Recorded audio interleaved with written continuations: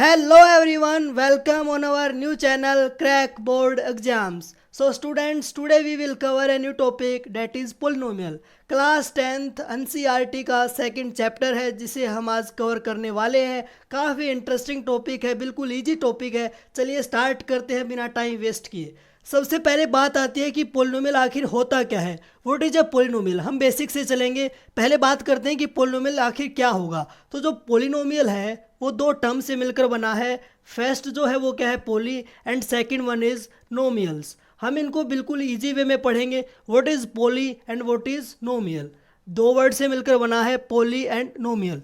पोली का अगर हिंदी मीनिंग की बात करें तो वो होगा बहु, और नोमियल मीन्स पद। हमने हिंदी व्याकरण में पढ़ा भी होगा कई बार 10th क्लास में कि जो एक वचन और बहुवचन का एक टॉपिक आता है उसके अंदर हम देखते हैं कि बहुवचन मीन्स जिसमें एक से ज़्यादा वस्तुएं होंगी। तो हम इसको ऐसे रिलेट कर सकते हैं कि पोलिनोमियल मीन्स जिसके अंदर एक से ज़्यादा टर्म्स होंगी। नोमियल मीन्स पद या फिर टर्म्स कह सकते हैं।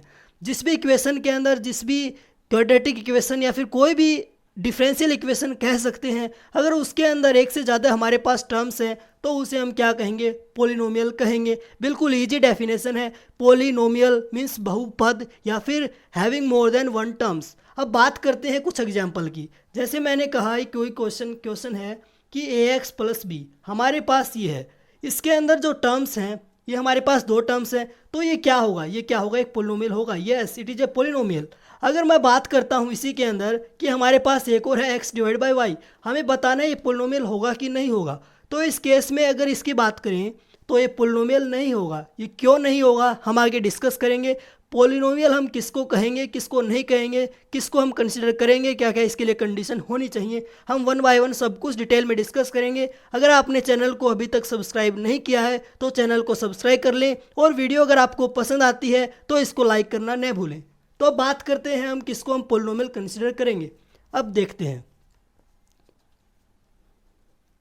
इसके लिए हमारे पास जो टर्म्स होंगी मस्ट बी स्प्लिट बाय, जो टर्म्स होंगी ना हमारे पास वो किससे स्प्लिट होनी चाहिए, मस्ट बी स्प्लिट बाय दो होंगी, या तो एडिशन से होंगी, या जो टर्म्स होंगी उनके बीच में एडिशन का साइन मिलेगा आपको, या फिर सब्सट्रैक्शन का। हमारे पास ये दोनों कंडीशन होनी चाहिए, या तो उन टर्म्स के बीच में प्लस का साइन होगा या फिर माइनस का साइन होगा। बिल्कुल इजी है।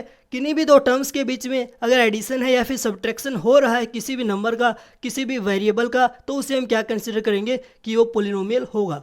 अगर उसके अंदर मल्टीप्लाई या डिवाइड आता है तो उस केस में क्या होगा, वो पोलिनोमियल कंसिडर नहीं किया जाएगा। जैसे कि मैंने एग्जाम्पल लिया ax मल्टीप्लाई बी, तो मैं आपसे पूछता हूँ ये पोलिनोमियल होगा कि नहीं होगा। तो इसकी बात करेंगे तो पोलिनोमियल नहीं होगा, क्योंकि इसके अंदर जो साइन है वो किसका है, मल्टीप्लाई का है। मल्टीप्लाई को हम पोलिनोमियल के अंदर कंसिडर नहीं करेंगे। ऐसे अगर बात करते हैं 1/√x, इसकी बात करेंगे तो ये भी पोलिनोमियल नहीं होगा, इसके अंदर डिवाइड का साइन है।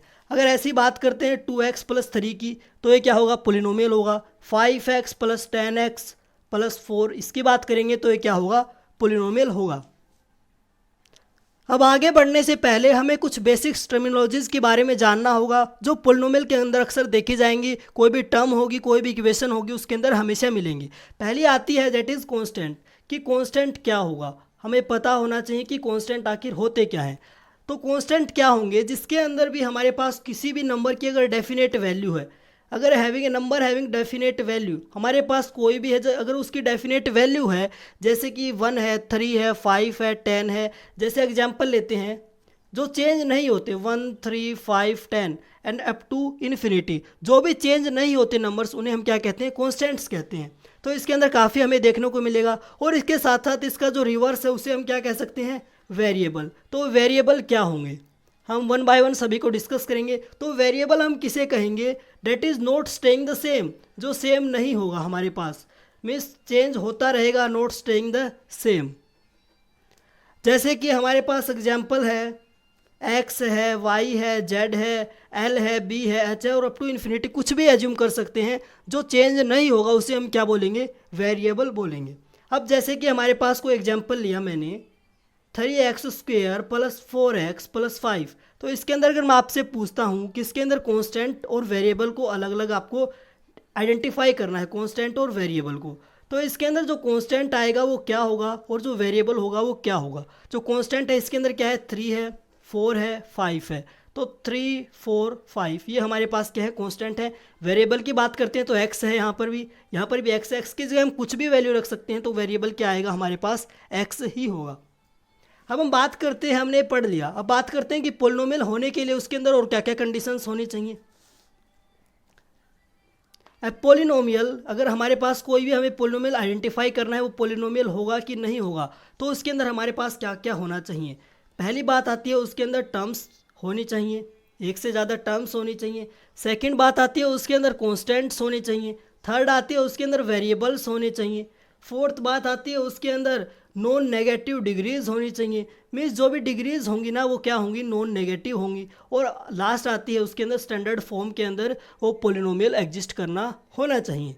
स्टैंडर्ड फॉर्म मतलब या तो पावर इंक्रीजिंग ऑर्डर में हो रही है, जैसे 2 1 फिर 0, तो इसको हम बोल सकते हैं डिक्रीजिंग ऑर्डर में एक स्टैंडर्ड फॉर्म के अंदर लिखा गया है, तो हम इसे क्या बोल देंगे, पोलिनोमियल। तो पोलिनोमियल होने के लिए उसके अंदर क्या क्या कंडीशंस होनी चाहिए, उसके अंदर टर्म्स होनी चाहिए, कॉन्स्टेंट्स होने चाहिए, वेरिएबल होने चाहिए, नॉन नेगेटिव डिग्रीज होनी चाहिए और स्टैंडर्ड फॉर्म के अंदर वो लिखा होना चाहिए।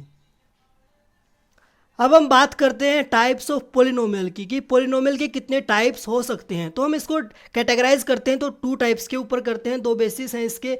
नंबर 1 आता है on the basis of terms, terms के बेसिस पर हम इसको कैसे कैटेगराइज करेंगे। इसके बाद हम पढ़ेंगे कि इसको हम डिग्रीज के आधार पर कैसे कैटेगराइज करेंगे। अगर टर्म्स के आधार पर देखते हैं तो हमारे पास 3 आते हैं, 3 टाइप्स होंगी। नंबर 1 आती है मोनोमियल्स, सेकेंड आती है बायनोमियल्स, और थर्ड आती है हमारे पास ट्राइनोमियल्स। आपको अगर चैप्टर पढ़ा होगा आपने तो आपको अच्छे से क्लियर होगा कि what is a monomial, what is a binomial and what is trinomials. तो मोनोमियल्स कौन से होंगे, जिसके अंदर ओनली 1 टर्म्स होंगी। पोलिनोमियल हैविंग ओनली 1 टर्म, जिसके अंदर ओनली 1 टर्म होगी। जैसे कि अगर हम इसको लिखें तो जैसे कि 2x लिख सकते हैं, 5 कह सकते हैं। तो ये जो होंगे इसके एग्जाम्पल बहुत सारे ले सकते हैं जिसके अंदर ओनली 1 टर्म होगी। अगर हम बात करते हैं बायनोमियल्स की, तो binomials number having polynomial having 2 terms, जिसके अंदर क्या होंगी, 2 टर्म्स होंगी। इसके एग्जाम्पल हम ले सकते हैं, जैसे कि इनको जोड़ देंगे 2x + 5, ऐसे हम काफ़ी सारे एग्जाम्पल ले सकते हैं। और ट्राइनोमियल्स की बात करेंगे तो इसको हम क्या कहेंगे, जिसके अंदर 3 टर्म्स होंगी। 3 टर्म्स को हम क्या लिख सकते हैं, जैसे कि 3x² + 4x + 5, इसको हम क्या बोल देंगे कि ये ट्राइनोमियल्स है। ये तो हो गई हमारे पास on the basis of terms, monomials, binomials and trinomials. अब हम बात करते हैं on the basis of degrees. Second one is on the basis of degrees, degrees के आधार पर, डिग्रीज के बेसिस पर इसकी कितनी टर्म्स होंगी वो देखते हैं। तो डिग्रीज के बेसिस पर भी इसकी 3 टर्म होंगी, वो कौन कौन सी होंगी देखते हैं। फर्स्ट आती है linear, second one is quadratic and third one is cubic. ये हमारे पास डिग्रीज के आधार पर देखते हैं तो 3 टर्म्स होंगी। लीनियर की बात करते हैं तो लीनियर के अंदर जो उसकी हाईएस्ट डिग्री होगी ना, हाईएस्ट डिग्री वो क्या आएगी, हमेशा 1 रहनी चाहिए। जैसे कि 4x + 5, इसके अंदर हमें टर्म्स से कोई लेना देना नहीं है, टर्म्स कुछ भी हो सकती है, लेकिन हमें इसके अंदर जो फोकस करना होगा, जो याद करना होगा, वो होगा कि इसकी जो डिग्री होगी वो ओनली 1 होगी। हाईएस्ट डिग्री लीनियर केस के अंदर 1 होगी, इसको हम 1 लिख सकते हैं। जैसे हमारे पास जो पोलिनोमियल बनेगा ये क्या होगा, लीनियर होगा। क्वाड्रेटिक की बात करते हैं, इसके अंदर जो हाईएस्ट डिग्री होगी वो 2 हो सकती है। जैसे कि 4x² + 5x + 6, इसके अंदर जो हाईएस्ट जो डिग्री है इसकी वो क्या है, 2 है। ऐसे ही हम बात करते हैं क्यूबिक की, तो क्यूबिक के अंदर जो इसकी हाईएस्ट डिग्री है वो क्या हो सकती है, 3 हो सकती है। जैसे कि 5x³ 6x + 7, ऐसे करके हम इनको कैटेगराइज कर सकते हैं। तो डिग्रीज के बेसिस पर देखते हैं तो लीनियर है, क्वाड्रेटिक है, क्यूबिक है। होप आपको ये टाइप्स समझ में आ गए होंगे, पोलिनोमियल क्या होता है आपको पता लग गया होगा। नेक्स्ट वीडियो में हम कवर करेंगे एक्सरसाइज 2.1। सो अगर आप चैनल पर नए हैं तो चैनल को लाइक कर लें, सब्सक्राइब कर लें and press the bell icon for the latest notifications. Thanks a lot.